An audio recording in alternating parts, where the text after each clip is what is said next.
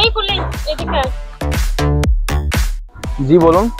আচ্ছা আমার এই ব্যাগটা নিয়ে তো আমার সাথে চল। কিন্তু আমি আপনার ব্যাগ কেন নিব? আরে তোরে টাকা ভাড়া দিবেন, এই সমস্যা নাই, তুই ব্যাগটা নিয়ে তো।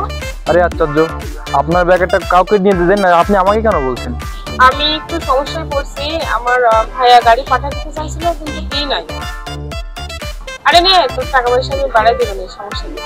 আচ্ছা ঠিক আছে। এই ব্যাগটা ঘরে নেবেন, আমার কিছু খুঁজে দেবেন।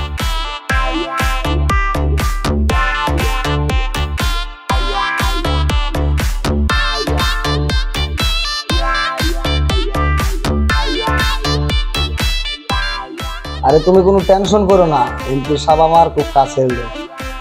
হ্যাঁ বোন আইসো। ভাইয়া তুমি আমার জন্য গাড়ি কিনে নিয়ে কেন?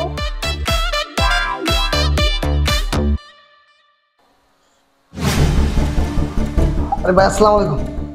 ওয়ালাইকুম আসসালাম। আরে ভাই তুমি সামান্য একটা পুলিশকে সালাম দিচ্ছ না? চুপ কর, তুই চিনো শুনি কে? উনি হচ্ছে আমাদের রূপগঞ্জ থানার এমপি সাহেব। উনি এখানকার এমপি? হ্যাঁ ভাই please I am very sorry. ও তো মনে করে যে দেশে থাকে না, তো দেশের বাইরে থাকে, হঠাৎ করে দেশে আসছে, কে কি মানে চিনতে পারে নাই। দয়া করে প্লিজ ভাই আপনি আমার মাফ করে দেন। ও আচ্ছা, তাহলে আপনি মানুষের পোশাক আশাক দেখে নির্ধারণ করেন যে মানুষটা কোন লেভেলের, তাই তো? অত ভাবতে অবাক হচ্ছে যে আপনি কানাডা থেকে পড়াশোনা করে এরকম মেডেল সেট করছেন যে একজন লোকের পোশাক আশাক দেখে তাকে বিবেচনা করে ফেলেন। না, বিষয়টা ভালো লাগলো না। আপনি একটা শিক্ষিত মেয়ে, তাই তো? আপনার জানা দরকার ছিল আপনার দেশের সম্পর্কে, আপনি যেখানে জন্মিয়েছেন সে দেশের কালচার সম্পর্কে জানা ছিল, কার সঙ্গে কি ব্যবহার করতে হবে, কাউকে না জেনে কাউকে কোনো কথা বলা এটা আপনার ঠিক না। বলেন ঠিক? আমি আমার জায়গা থেকে লুঙ্গি গেঞ্জি ফুটে কমপ্লিট ফিল করি, কারণ জানেন এই দেশের জনগণ আমাকে ভোট দিয়ে নির্বাচিত করেছেন। আর আমি যখন নির্বাচিত হয়েছিলাম তখনই আমি শপথ করেছিলাম যে এই দেশের জনগণের জন্য আমি সবকিছু করবো। আর আমাদের দেশের কালচার তো এটা না, আমাদের দেশের কালচার তো লুঙ্গি গেঞ্জি, তাই না? আমরা বাঙালি, আমরা মাছে ভাতে বাঙালি, আর আমাদের কালচারটা হচ্ছে লুঙ্গি আর গেঞ্জি, যেটাতে আমি সবসময় কমফোর্ট ফিল করি। আর আপনি একজন সে না জেনে না বুঝে শুধুমাত্র তার পোশাক দেখে আপনি তাকে বিবেচনা করে ফেললেন। এটাই আপনার মেন্টালিটি। হ্যাঁ, আপনি বিদেশ থেকে এগুলো শিখছেন। আমি কিন্তু চাইলে বিষয়টা তখনই নষ্ট করতে পারতাম। যদি আমি আপনাকে আমার পরিচয় দিতাম তাহলে হয়তো আপনি কি করতেন, আপনি বড় আমাকে সরি বলতেন, সরি বলে কি করতেন, আপনার ব্যাগটা আপনি অন্য একজনকে দিয়ে বহাতেন, একটা কুলিকে দিয়ে বহাতেন। কিন্তু একটা কথা মনে রাখবেন, আমরা কিন্তু সবাই মানুষ, সামান্য উঁচু হাই লেভেল দেখে কিন্তু কারোর বিবেচনা করা যায় না।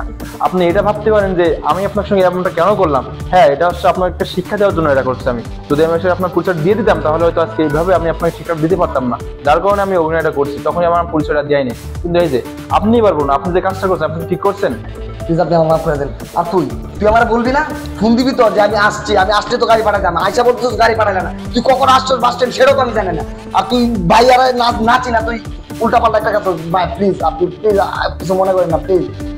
আচ্ছা ভাই আপনি বসেন, আমি আপনার জন্য ছাগল নিয়ে আসতেছি, তুই একটু কথা বল। একটা কথা মাথায় রাখবেন, কোনো মানুষ চাষ করে খায়, কাজ করে খায় বলে সেই যে নিচু মনের মানুষ তা কখনোই না। মনে রাখবেন, মানুষ কিন্তু মানুষই হয়, তাদের গায়েও রক্ত আমাদের গায়েও রক্ত। হয়তো তাদের লেভেলটা একটু নিচু, তারা আমাদের লেভেলটা একটু উঁচুতে, তার মানে এই নয় যে তাদেরকে সম্মান করতে শিখবো না। আমাদের উচিত প্রত্যেকটা মানুষের তার সদরক সম্মান দেওয়া, কারণ তারাও মানুষ, আমরা মানুষ। একটা কথা বিবেচনা করে দেখছেন, তারা যদি এই কষ্ট না করে, পরিশ্রমটা না করে, তাহলে আমরা এই যে এত ভালোভাবে চলাফেরা করি, আমরা খাওয়া দাওয়া করি, এটা কোথেকে আসে বলেন তো? শুধুমাত্র চাষাদের কারণে কিন্তু। আর চাষারা এই যে কষ্ট করে বিধায় কিন্তু আমরা আজকে ভালো আছি। তারা যদি না থাকতো তাহলে সমস্ত কষ্ট কিন্তু আপনার আমার করতে হতো না। আর তারা আছে এই জন্য কিন্তু আজকে আমাদের কাজটা করতে হয় না। তো এটা সবসময় মাথায় রাখবেন, মানুষ সবাই সমান, হোক বড় হোক ছোট। হ্যাঁ আসলে আমার ভাই যেটা বলছে ওটাই সত্য। আমি ছোটবেলা থেকে কানাডায় পড়াশোনা করছি, মানে কার সাথে কেমন ব্যবহার করতে হয় এটা আমি জানি না। আমি দেশ সম্পর্কে কিছুই জানি না। ইভেন আমি এটাও জানি না যে এখানকার কালচার কি, এখানকার এমপির সাথে কেমন ব্যবহার করতে হয়, আমি এটাও জানি না। আপনি তো সাধারণ পোশাকে ছিলেন, মানে লুঙ্গি গেঞ্জি পরা, এজন্য আমি আপনাকে চিনতেই পারিনি। আপনাকে লুঙ্গি গেঞ্জি পরা দেখে আমি ভাবছিলাম আপনি একটা কুলি, এজন্য আমি আপনাকে আমার ব্যাগটা হচ্ছে দিতে বলছিলাম। আমি যদি আগে জানতাম যে আপনি এখানকার এমপি তাহলে আমি এই ভুলটা করতাম না। প্লিজ হ্যাঁ আপনি আমাকে ক্ষমা করে দিন।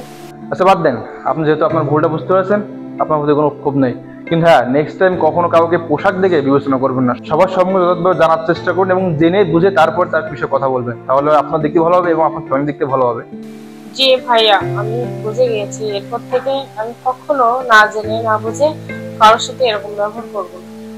আপনি যান আপনার ভাইকে হেল্প করুন, আমি বসছি এখানে।